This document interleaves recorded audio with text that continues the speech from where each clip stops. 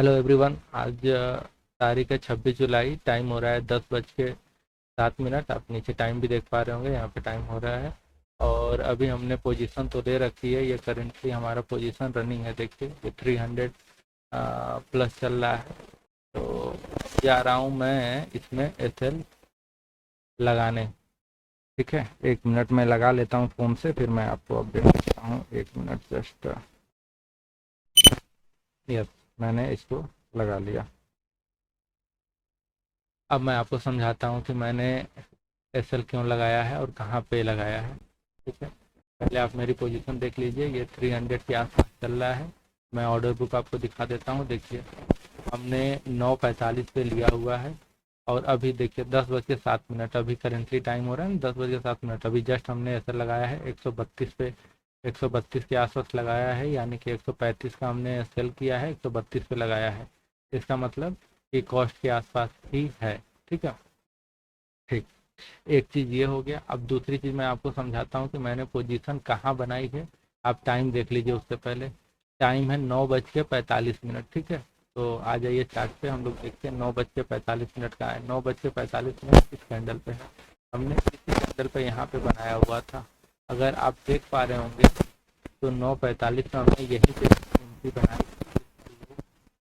लो, और मार्केट हमारे डायरेक्शन में कितना चला गया? हमारे डायरेक्शन में लगभग 90 पॉइंट चला गया। लेकिन इस वाले ट्रेड में समस्या पता है क्या है? मैं आपको दिखाता हूँ। देखिए कल वाली समस्या वापस से इसी में है। क्या है? ये इंडिया विक जो है वो 10 है।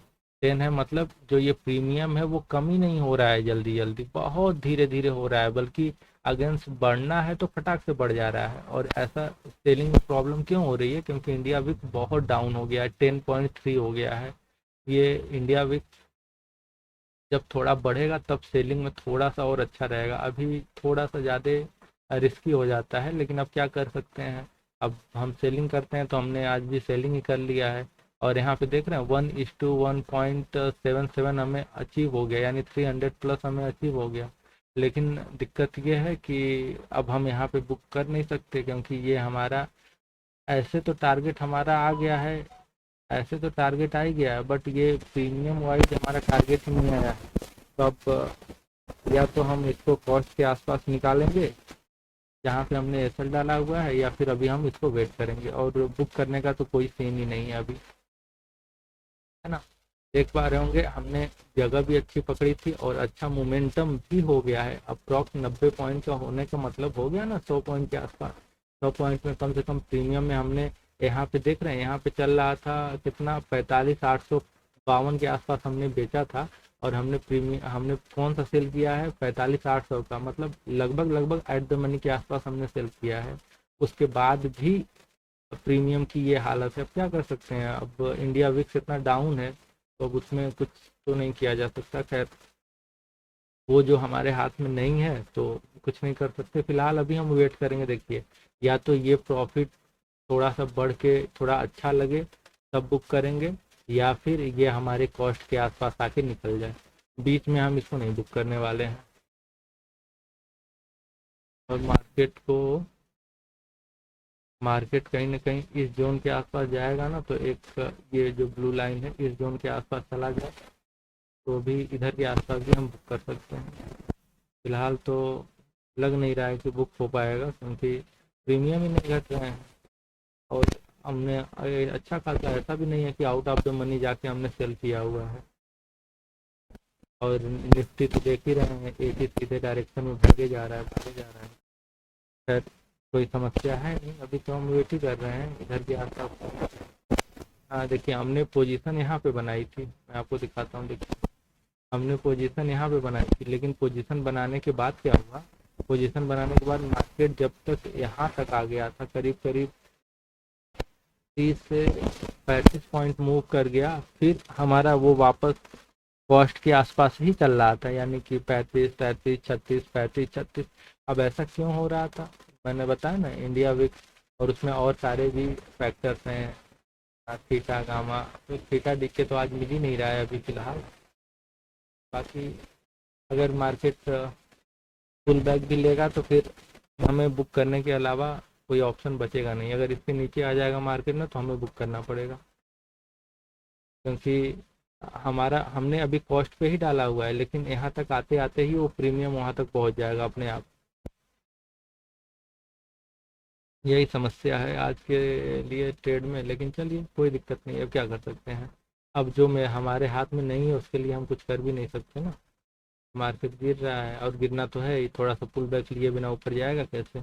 और अगर उससे पहले वो वहाँ तक पहुँच जाएगा हमारे प्रीमियम तक, तो हमें एग्जिट करने के अलावा कोई ऑप्शन भी नहीं बचेगा। ये भी बात है, हमने तो सिस्टम में डाल रखा है, वो ऑटोमेटिक एग्जिट हो जाएगा। देखा है ना आपने, ये 300 प्लस देखते हैं आप। लेकिन अब इसको हम बुक भी नहीं करेंगे, अभी भी नहीं करेंगे। या तो ये थोड़ा सा ठीक ठाक डिसेंट सा प्रॉफिट दिखे, या फिर ये आके हमारे कॉस्ट पे निकाल दे, तो हमने इसको छोड़ रखा है।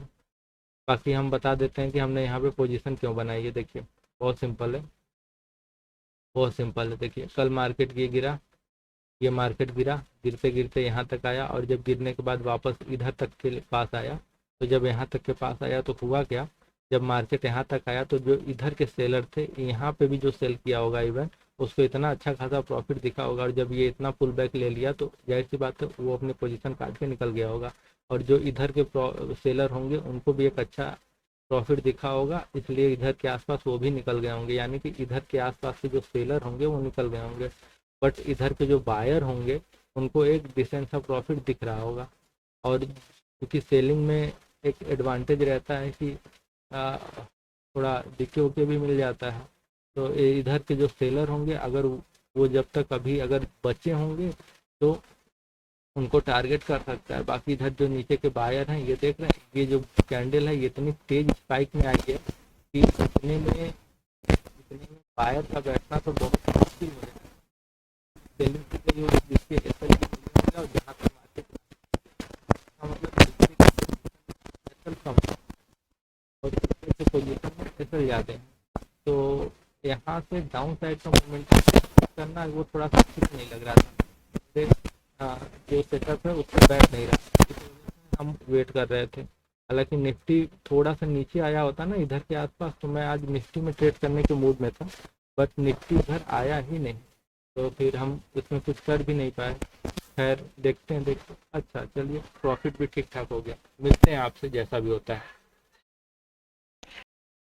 देखिए अभी मार्केट 300 से भी नीचे आ गया ना, मैं आपको चार्ट पे दिखाता हूँ। देखिए मार्केट हमारे एंट्री पॉइंट से कितना ऊपर है, लेकिन अभी ये प्रीमियम यहाँ पे, ये प्रीमियम घट ही नहीं रहे हैं, बढ़ रहे हैं फटाक से, बट घट नहीं रहे हैं। अब इसमें कोई क्या ही कर सकता है, जब प्रीमियम घटेंगे ही नहीं, डायरेक्शन में हमारे मार्केट भी जा रहा है, और जब प्रीमियम भी नहीं घटेंगे तो हमें प्रॉफिट कैसे होगा। यही तो समस्या है आज। ये क्या ही कर सकते हैं, इसमें बड़ी समस्या आज है, क्योंकि ये इंडिया विक्स एकदम बढ़ ही नहीं रहे हैं। थोड़ा बढ़ते तो प्रीमियम थोड़ा डीके फास्ट होता, डीके छोड़िए, डायरेक्शन में जाने के बाद भी प्रीमियम नहीं मिल रहे हैं। समस्या तो मेन ये है ना कि हमारे डायरेक्शन में मार्केट जा रहा है उसके बाद भी हमें प्रीमियम नहीं मिल रहा है। बाकी जैसा बाकी जैसा भी रहेगा, देखते हैं क्या कर पाते हैं हम लोग, कुछ प्रॉफिट बुक कर पाते हैं या आज भी कॉस्ट के आसपास। अब अगर अगर यही इंडेक्स की बात करें तो आप देख लीजिए, मैंने आपको एंट्री का टाइमिंग दिखाया था ना, एंट्री का टाइमिंग दिखाया था, वहाँ से देख लीजिए 108 108 गया हुआ वहाँ से एंट्री से, और प्रीमियम में मुश्किल से 20 रुपीज़ भी कम नहीं हुए हैं, जबकि हमने लगभग एट द मनी के आसपास सेल किया हुआ है। ये तो आज की हालत है, क्या कर सकते हैं। चलिए कोई दिक्कत नहीं है। देख रहे हैं मार्केट हमारे टारगेट के ऊपर है, लेकिन प्रीमियम में दिखाता हूँ। देखिए अभी भी वो 200, 250, 250, 300 के आसपास। आज प्रीमियम टूटे ही नहीं रहे हैं, पता नहीं क्या चाहता है मार्केट।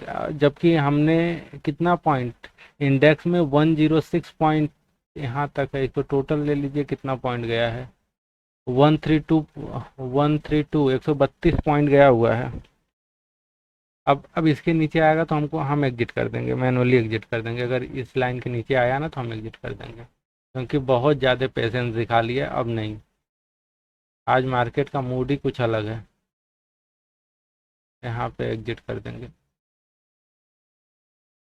अब एग्जिट कर ही देना चाहिए, क्योंकि मार्केट बस ब्रेक कर दे, बस एग्जिट। 1 मिनट में क्या हो रहा है, ब्रेक कर दिया, नहीं किया अभी। बस अब मान लीजिए, बस इसके यही नीचे है, यही लास्ट है, यही ब्रेक ब्रेक होते ही एग्जिट कर देंगे। अब जब 132 पॉइंट मूव करने के बाद भी ये 30 पॉइंट नहीं गया, तो हम इससे क्या ही उम्मीद लगाएं बताइए। जबकि 132 पॉइंट मूव किया, 132, और इंडिया, और वो भी हमने आउट ऑफ द मनी बेचा होता तो कहने को भी, कल एक्सपायरी है, आज ये हालत है। कोई क्या ही ट्रेड करेगा अगर ऐसे मार्केट करेगा तो। अब यही हमारे अगेंस्ट में गया होता ना, तो मैं बता रहा हूँ कि 250-300 तो 50-60 पॉइंट मूव करने पे ही बढ़ गया होता है। ऐसे अगर हमारा जाना होता तो 50-60 पॉइंट मूव किया होता तो आराम से 20-25 पॉइंट तो बढ़ ही गया होता। अब जब हमारे डायरेक्शन में जा रहा है तो इतना लंबा वेट करने के बाद क्या ये नतीजा है। अब एग्जिट करने के अलावा हमारे पास कोई ऑप्शन मार्केट छोड़ा नहीं है, क्योंकि बढ़ ही नहीं रहा है।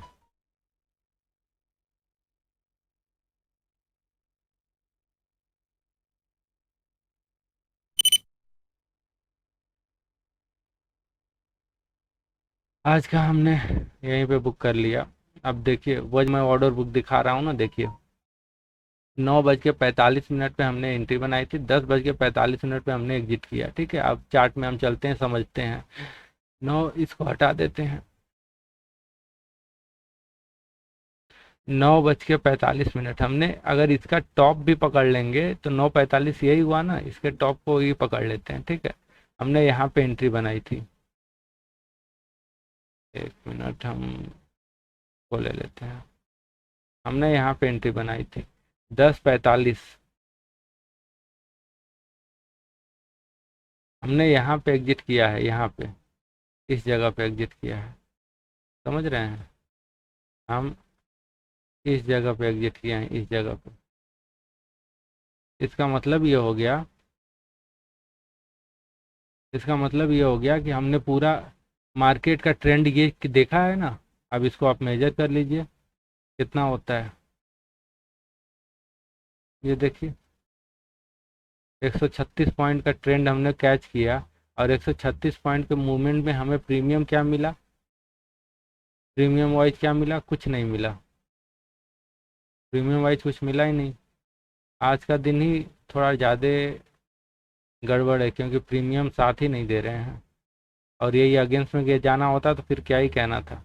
खैर, आई होप आपको मैंने लॉजिक तो बता ही दिया था, और हमने अपने ट्रेड से एग्जिट भी ले लिया है। अब आगे कोई ट्रेड भी नहीं करेंगे। आज के लिए बस इतना ही, धन्यवाद।